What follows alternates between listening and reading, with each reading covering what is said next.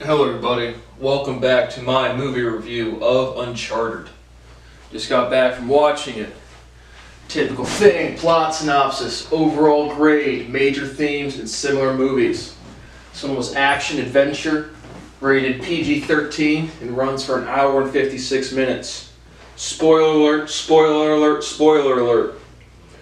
We're going to be going through the plot as best as I can remember it. Again, it took me about 20 minutes to get this review set up because when I Google the characters, I type in a clear question into Google, who are the characters of Uncharted the movie? It took me about 30 minutes to figure out, again, I just need the names of the characters. Because Google cuts them off, and then when you click on them, it goes to the actor's Wikipedia. And so it's like, it's a 30-minute endeavor to like figure out who was in the movie. Because every time you Google something, it's just ads and shitty links and just nothing everywhere. But I figured it out finally, I think. So basically the movie starts off, the opening scene you get probably, it's like a flash forward scene to about the trailer when Nathan Drake, played by Tom Holland, is like falling off of there's cargo crates and he's climbing up and there's a gun battle. So you start off there, he gets hit by a car that's falling out there in this big hangar plane, big cargo line of, it's the main trailer scene. And he's climbing up the things, he gets hit by a car. Right when he gets hit by a car, it's flashback to 15 years ago. You meet Nate Drake and Sam Drake as children, or as like teenagers. And they're going to steal this map made by Magellan, who circumnavigated the globe, but not really because it was his crew. So they go into a museum or something to steal the map, and they get caught, and the police officer, they're orphans, and they're like, oh no, maybe anything that's lost can be found, and it's like, maybe our parents, and Sam's like, definitely not our parents. And so Sam's like, he's on his last strike with the orphanage or wherever they're staying, and so the police officers who caught them stealing, it's like, what do you want us to do with this guy? And then Nana's like, yep, take him away. So instead of going with the police officer, he runs away and jumps out of the window. I think it's like grass level, but jumps out of the window and runs away from the police. So that's really all you see from Sam Drake until the absolute ending cutscenes. But Nate Drake, then you get a fast forward to when 15 years later, and Nate Drake is now he's like a bartender who's in the bad side of town. Some fancy girl comes into the bar, Nate's chatting her up, he swipes, apparently he's a thief, he swipes a fancy bracelet she has on her, and goes back inside the bar. Inside the bar, you meet Victor Sullivan, played by Mark Wahlberg, Marky Mark, and he's like, basically, he was working with Sam Drake, Nate's brother. Nate had been receiving postcards, haven't really heard from him much, and Victor Sullivan's like, Nate, hey man, come work with me, we're trying to do this bigger score, figure out this next play, and Nate's like, no, nothing to do with you. In that time frame, Victor swipes the bracelet that Nate just swiped from the girl, and Victor drops off his business card in Nate's pocket. So Nate's like, oh, this guy played me. So he goes back to, he goes to the address where Victor lives to get the bracelet, and then he sees the map of Magellan. He's like, oh, whoa, we're looking at this as kids. And so Victor's basically like, Nate, working on this bigger score. There's these two keys they keep talking about. Victor already has one of the keys, which is with, if you find out later, it's with Chloe Frazier. But they have one of the keys, and the other key is this altar, a cross that went on the altar made of solid gold. And it's up for auction at a local auction house. So basically, Victor's like, Nate, I need you to be with me to cut the power during the live auction so I can steal the cross. Additionally, you learn about Santiago Moncada and Armando Moncada, but the House of Moncada was, I guess, the financiers. Again, I don't know if this is historically accurate in any way. Seriously doubt it. Certainly not the gold part, but the Magellan part sounded at least historically researched. But Moncada, I guess, was at least in the movie, and the movie is based on a video game that I have not played, but the House of Moncada had funded the trip for Magellan. So Santiago he's He's got a lot of resources. He's going to come in and buy the other key to go find the gold and bring respect back to his family's house. So Nate agrees. He's got a bug in his ear. He asks for some bubble gum, some wire cutters, and a cat. The cat is just so Victor seems less alone. But they go to the live auction, and Santiago's there. I don't think she has a name, but Tati Gabrielle. I don't know if that's the character name or the actress's name. Just short-haired black chick who's like Santiago Moncada's. He has hired her, but like his muscle. And she's got a Scottish dude and a couple other dudes who work under her.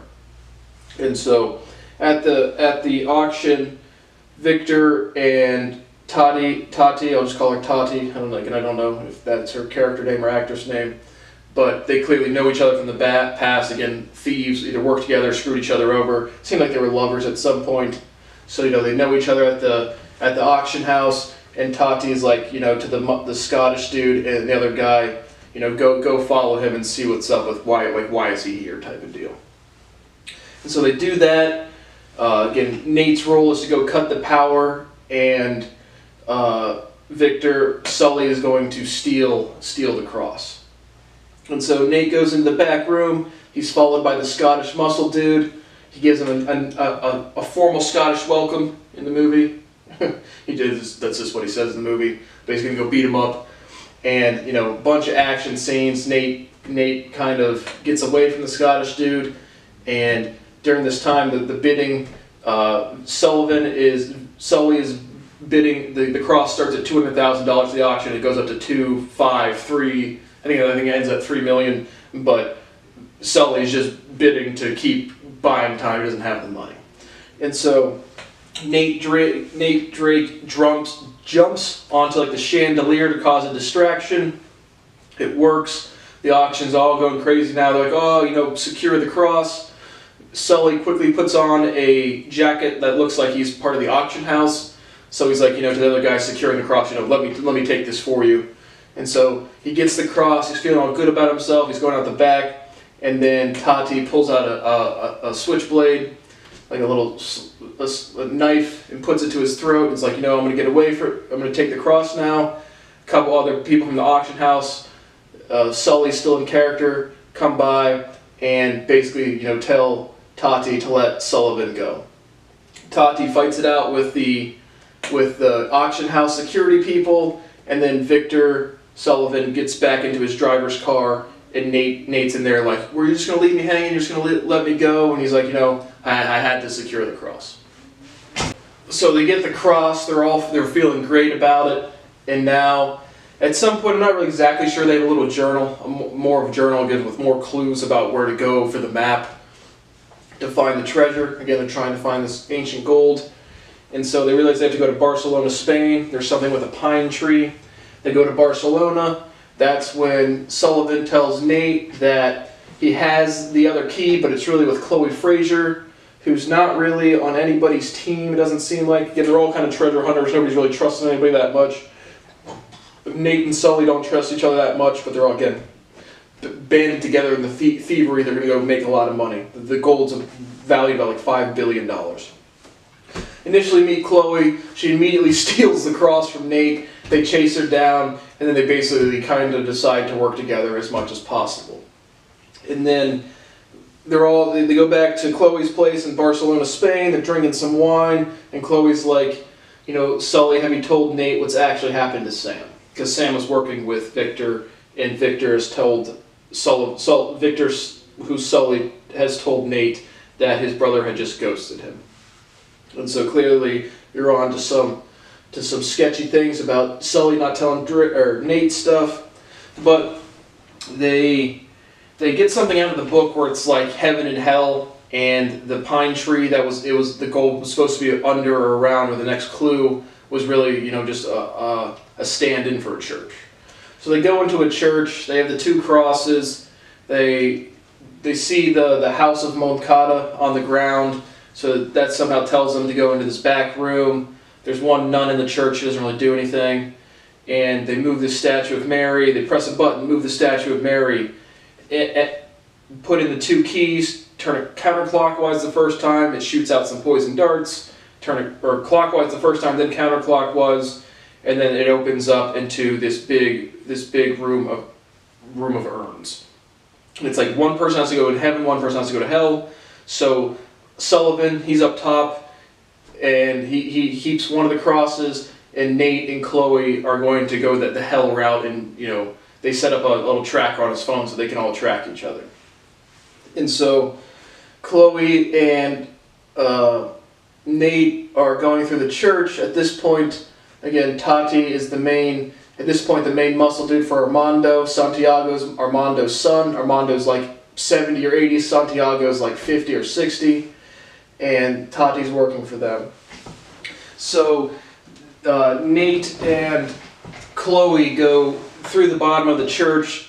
I think they initially, they find, I'm not sure if this is the salt yet, but they get chased down by the muscle people in a bar. They dance for a little bit, and then they get to the place where they have to put in the key. They put in the key, and it like drains this pond, so they start filling up with water, and this like underground tunnel type of area after they leave the bar, or like get out of the bar. And this is all a path from the church. So it starts filling up with water, and the person in heaven, Sullivan, needs to put the key in up top to release it so they don't drown. He ends up doing that. I'm not exactly sure where exactly happens after that, but they find a new room. Again, it's Victor, or it's Chloe and Nate, and they find this other room where there's big four urns filled with salt.